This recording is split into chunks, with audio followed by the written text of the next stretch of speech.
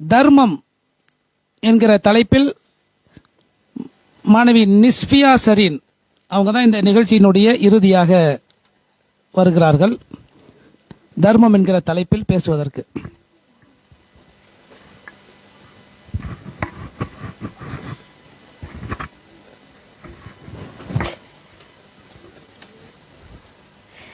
அஸ்ஸலாமு அலைக்கும் வரஹ்மத்துல்லாஹி வபரகாத்துஹு. யா அய்யுஹன்னாஸ் இத்தகு ரப்பக்கும் லதி ஹலகக்கும் மின் நஃப்ஸி வாஹிதா வ ஹலக மின்ஹா ஸௌஜஹா வ பஸ்ஸ மின்ஹுமா ரிஜாலன் கஸீரா வ நிஸாஹா வத்தகுல்லாஹ லதீன தஸாலுன பிஹி வல் அர்ஹாம் இன்னல்லாஹ கான அலைக்கும் ரகீபா. அல்லாஹ் ரப்புல் ஆலமீன் இந்த உலகத்தில் வாழக்கூடிய ஒவ்வொரு மனிதர்களுக்கும் ஏராளமான அருட்கொடை கொடுத்துள்ளான். அந்த அருட்கொடையில் ஒரு அருட்கொடை பற்றி மறுமையிலே அல்லாஹ் ரப்புல் ஆலமீன் விசாரிப்பான். அதுதான் தர்மம். இன்னும் 3 நபர்களை விசாரிப்பான். உயிர் தியாகி, செல்வந்தர், கல்வி ஞானம் மிக்கவர். அல்லாஹ் ரப்புல் ஆலமீன் மறுமையிலே தமது அரசின் நிழலை 7 கூட்டத்தாருக்கு தருவான். அதில் ஒருவர் தர்மம் செய்தவர். ரசூல் ஸல்லல்லாஹு அலைஹி வஸல்லம் அவங்க சொல்றாங்க, அல்லதீன யுன்ஃபிகூன ஃபிஷ்ஷர்ராய் வத்தர்ரா, வலது கை கொடுக்கக்கூடிய தர்மம் இடது கைக்கு கூட அறியாது. அப்படின்னா வலது கையில தர்மம் செய்யறப்போ இடது கையில மறைச்சு வச்சுட்டு கொடுக்கற அர்த்தம் இல்ல. அல்லாஹ் ரப்புல் ஆலமீனுக்கும் நமக்கும் இந்த உலகத்துல நம்ம செய்யற தர்மம் தெரிஞ்சா போதும். இங்க நம்ம செய்யற தர்மத்திற்கு அல்லாஹ் ரப்புல் ஆலமீன் மறுமையிலே கூலியை கொடுப்பான் அப்படிங்கிற ஒரு நம்பிக்கையில கொடுக்கிறது. இந்த வசனத்திற்கு ஏற்ப ஏராளமான உதாரணங்கள் நபித்தோழர்களுடைய வாழ்க்கையில இருக்கு. இன்னும் பார்த்தீங்கன்னா, ஒரு நாள் ஒரு சஹாபி ரசூல் ஸல்லல்லாஹு அலைஹி வஸல்லம் அவங்க கிட்ட வந்து கேட்குறாங்க, அல்லாஹ்வுடைய தூதரே எனக்கு பொருளாதார உதவி ஏதாச்சும் செய்யுங்க அப்படின்னு சொல்லி கேட்குறாங்க. அப்போ ரசூல் ஸல்லல்லாஹு அலைஹி வஸல்லம் அவங்க சொல்றாங்க, இவங்களால முடிஞ்சதை இவங்களுக்கு செய்யுங்க அப்படின்னு எல்லா சஹாபாக்கள்கிட்டையும் சொல்றாங்க. அப்போ எல்லா சஹாபாக்களும் அவங்களால முடிந்த பொருளாதார உதவியை செய்யறதுக்காக வராங்க. அப்போ ரசூல் ஸல்லல்லாஹு அலைஹி வஸல்லம் அவங்க வந்துட்டு யார் என்ன கொண்டு வந்தீங்க அப்படின்னு சொல்லி கேட்குற வழக்கமுடையவராக இருக்காரு. அப்போ உமர் ரலியல்லாஹு அன்ஹு கிட்ட முதல்ல கேட்குறாங்க. அப்போ உமர் ரலியல்லாஹு அன்ஹு சொல்றாங்க, என்னுடைய சொத்துல பாதி சொத்தை நான் கொண்டு வந்திருக்கிற அல்லாஹ்வுடைய தூதரே அப்படின்னு சொல்றாங்க. அதுக்கப்புறம் அபூபக்கர் ரலியல்லாஹு அன்ஹு கிட்ட கேட்குறாங்க.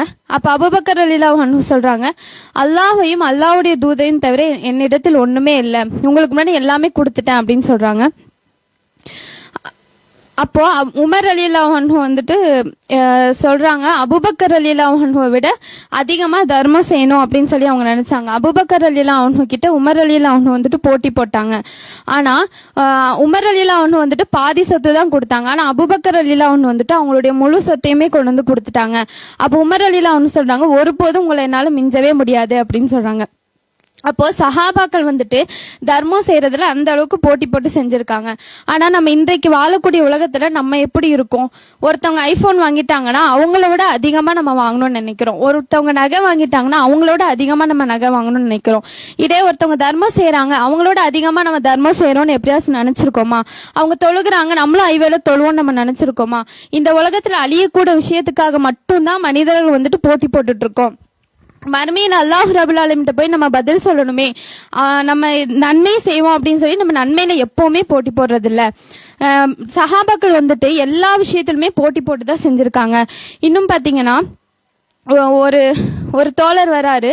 ரசூல் ஸல்லல்லாஹு அலைஹி வஸல்லம் அவங்கள்ட்ட கேட்குறாங்க, எனக்கு இந்த இரவு எனக்கு ரொம்ப பசிக்குது ரசூலா, எனக்கு ஏதாச்சும் உணவு வேணும் அப்படின்னு சொல்லி கேட்குறாங்க. அப்ப அல்லாஹ்வுடைய தூதர் வந்துட்டு அவங்க மனைவிமார்கிட்ட கேட்குறாங்க. அப்போ மனைவிமார்கள் சொல்றாங்க, இன்று இரவு உணவு எதுவும் இல்லை, வீட்டில் உணவு எதுவும் இல்லை அப்படின்னு சொல்றாங்க. அதுக்கப்புறம் சஹாபாக்கள் கிட்ட சொல்றாங்க. அப்போ ஒரு அன்சாரி தோழர் எழுந்து நின்று அவங்கள கூட்டிட்டு போறாங்க, அவங்க வீட்டுக்கு அழைத்து செல்றாங்க. அப்ப அவங்க மனைவி கிட்ட கேட்குறாங்க, அக்ரீம தைஃப ரசூலுல்லாஹ், ரசூலுடைய அல்லாஹ்வுடைய தூதருடைய விருந்தாளியை கண்ணியப்படுத்த வேண்டும், ஏதேனும் உணவு இருக்கிறதா அப்படின்னு சொல்லி கேட்கறாங்க.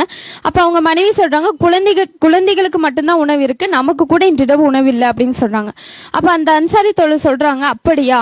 அப்பொழுது குழந்தைகளை உறங்க வைத்து விட்டு விளக்கை அணைத்து விட்டு அந்த தோழருக்கு நாம் உணவை நெருக்கமாக வைப்போம், அவர் பசியாரட்டும், நாம் பசியோடு இருப்போம் அப்படின்னு சொல்றாங்க. அதே மாதிரி விளக்கு அணைக்கப்படுகிறது, உணவு வைக்கப்படுகிறது. அவர் சாப்பிட்றாங்க, இவங்களும் சாப்பிட்டாங்க அப்படின்னு நினைச்சு அவங்க அங்கிருந்து போயிடுறாங்க. அதுக்கப்புறம் ரசூல் ஸல்லல்லாஹு அலைஹி வஸல்லம் அவங்க வந்துட்டு அந்த அன்சாரி தோழர் அழைத்து சொல்றாங்க, உமக்காக இறைவன் திருக்குர்ஆனில் வசனத்தை இறக்கி உள்ளான். வயுக்ஃபிரூன அலா அன்ஃபுஸிஹிம் வலவுக்கான ஹசாசா. தன்னுடைய தேவையை பின்னால் வைத்து பிறருடைய தேவையை முன்னால் வைத்து அவங்களுக்கு அந்த சமயத்துல உணவு தேவைப்பட்டாலும் அந்த தோழருக்காக அவங்க அந்த உணவை கொடுத்துருக்காங்க. ஆனா நம்ம இப்ப வாழக்கூடிய உலகத்துல என்ன பண்ணுவோம், நமக்கு தேவையானது முதல்ல எடுத்து வச்சுட்டு நமக்கு எந்த ஒரு விஷயம் தேவையில்லையோ அதை தான் நம்ம கொடுப்போம். அந்த மாதிரிதான் நம்ம இருக்கோம். ஆனா அந்த காலத்துல சஹாபாக்கள் வந்துட்டு இன்னும் நிறைய விஷயத்துல அவங்களுக்கு இல்லைனாலும் பிறருக்காக செஞ்சிருக்காங்க. இன்னும் பாத்தீங்கன்னா போருக்கு போறப்போ தர்மம் செய்யணும் அப்படின்னா இந்த போருக்கு போறப்ப தர்மம் செய்யணும், இரவு உழைத்து அந்த காசை உடனே கொடுத்துருவாங்க. ஆனா நம்ம இன்னைக்கு சம்பாரிச்சோம் அப்படின்னா அதை 2 மாசம் வரைக்கும் நம்ம அதை சேமிச்சு வச்சிருப்போம். அந்த அளவுக்கு நம்ம கிட்ட வந்துட்டு காசு இருக்கும். ஆனா சஹாபாக்கள் வந்துட்டு அவங்க உழைச்ச உடனே அதை வந்துட்டு தர்மமா கொடுத்துருவாங்க. நம்ம வந்துட்டு இப்ப இருக்கிற காலகட்டத்துல 1 ரூபா கொடுக்க கூட அவ்வளவு யோசிக்கிறோம். எங்க நம்ம கொடுத்துட்டா நம்ம கிட்ட இருக்க செல்வம் வந்து குறைஞ்சிருமோ அப்படின்னு சொல்லி நம்ம யோசிக்கிறோம். ஆனா அது கிடையவே கிடையாது. ரசூல் ஸல்லல்லாஹு அலைஹி வஸல்லம் அவங்க வந்துட்டு சொல்றாங்க, மா நக்கசமாலும் அப்தின் மின் ஷதக்கா. ஒரு அடியான் கொடுக்கக்கூடிய செல்வம் ஒருபோதும் குறையாது. நம்ம கொடுக்க அல்லாஹ் ரப்பல் ஆலமீன் நமக்கு பர்க்கத்தை தான் தருவான் தவிர நமக்கு வந்துட்டு நம்ம காசு வந்துட்டு குறையாது. தர்மம் வந்துட்டு நம்ம செய்ய அல்லாஹ் ரப்பல் ஆலமீன் இன்னும் நமக்கு பர்க்கத்தை தான் கொடுப்பான். இன்னும் பாத்தீங்கன்னா ஐஷா ரலியல்லாஹு அன்ஹா வந்துட்டு அறிவிக்கிறாங்க, ஒரு ஏழை பெண்மணி 2 குழந்தைங்களோட அவங்க கிட்ட வராங்க, வந்து உணவு கேட்கறாங்க. அப்ப ஐஷா ரலியல்லாஹு அன்ஹா வந்துட்டு அந்த பெண்மணிக்கு வந்துட்டு 3 பேரிச்சம்பழம் கொடுக்கறாங்க. 3 பேரிச்சம்பழம் கொடுத்தனே அவங்களுக்கு ஒன்றும் அவங்க 2 குழந்தைகளுக்கு ஒவ்வொன்றும் நியாயமான பங்கு பிரிச்சு கொடுக்கறாங்க. அந்த 2 குழந்தைகளும் அந்த பேரிச்சம்பழத்தை சாப்பிட்றாங்க. அப்போ அந்த பெண்மணி பார்த்து ரொம்ப மகிழ்ச்சி அடைகிறாங்க. அந்த குழந்தைகள் சாப்பிட்டதுக்கு அப்புறம் அந்த தாயும் சாப்பிட போறாங்க. அப்ப அந்த குழந்தைகள் அந்த பேரிச்சம்பழத்தையும் கேட்கறாங்க. அப்ப அந்த ஒரு பேரிச்சம்பழத்தை 2ஆ பிரிச்சு ஒரு குழந்தைக்கு பாதியும் இன்னொரு குழந்தைக்கு பாதியும் கொடுக்கறாங்க. இதை பார்த்து ஐஷா ரலியல்லாஹு சொல்றாங்க, ஃபஜபனி ஷஉனுஹா, அந்த பெண்மணி செய்த செயல் என்னை ஆச்சரியப்படுத்தியது அப்படின்னு சொல்றாங்க. இதை அல்லாஹுடைய தூதர் வந்ததுக்கு அப்புறம் நான் அறிவிச்சேன். அதுக்கு அல்லாஹுடைய தூதர் சொன்னாங்க, இன்னல்லாஹ கத் அவுஜபலஹா பிஹல் ஜன்னா அவ் தக்கா பிஹா மின்னா. இதனால் அல்லாஹ் ரப்பல் ஆலமீன் இந்த பெண்மணிக்கு சொர்க்கத்தை கடமையாக்கினான் அல்லது நரகத்திலிருந்து பாதுகாத்தான். இன்னும் பாத்தீங்கன்னா நம்ம தர்மம் செய்யறதால நமக்கு வந்துட்டு அவ்வளோ நன்மை இருக்கு. நம்ம செய்யற திக்ரும் வந்துட்டு தர்மத்துல தான் செய்யறோம். இப்ப நமக்கு அடுத்த வேளை உணவே இல்லை, நான் எப்படி தர்மம் செய்வேன், எனக்கே செல்வம் இல்லை, நான் எப்படி தர்மம் செய்வேன் அப்படின்னு சொல்லி நினைப்போம். ஆனா அப்படி கிடையாது. இப்ப நம்ம நடக்கக்கூடிய ஒரு பாதையில ஒரு கல்லோ முள்ளோ பிறருக்கு வந்துட்டு கஷ்டம் கொடுக்கற இதுல இருந்துச்சு அப்படின்னா அதை அகற்றி போட்டாலும் தர்மத்துலதான் செய்யறது. நம்ம தர்மம் செய்யறதால விபத்துல இருந்தும் கெட்ட மௌத்துல இருந்தும் அல்லாஹ் ரப்பல் ஆலமீன் நம்மளை பாதுகாக்கிறான். அல்லாஹ்வுடைய நல்லடியார்களே, நம்ம தர்மம் செய்து இம்மையிலும் மறுமையிலும் வெற்றி பெறுமாக எனக்கு கூறி எனது உரையை முடித்துக் கொள்கிறேன். வாஹிதா ரப்பல் ஆலமீன். அஸ்ஸலாமு அலைக்கும் வரஹ்மத்துல்லாஹி.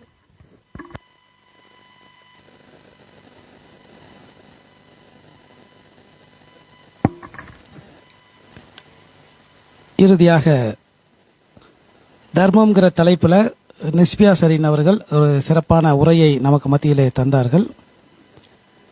இத்தோடு இந்த மாணவிகளுக்கான இந்த நிகழ்ச்சி முடிவடைகிறது.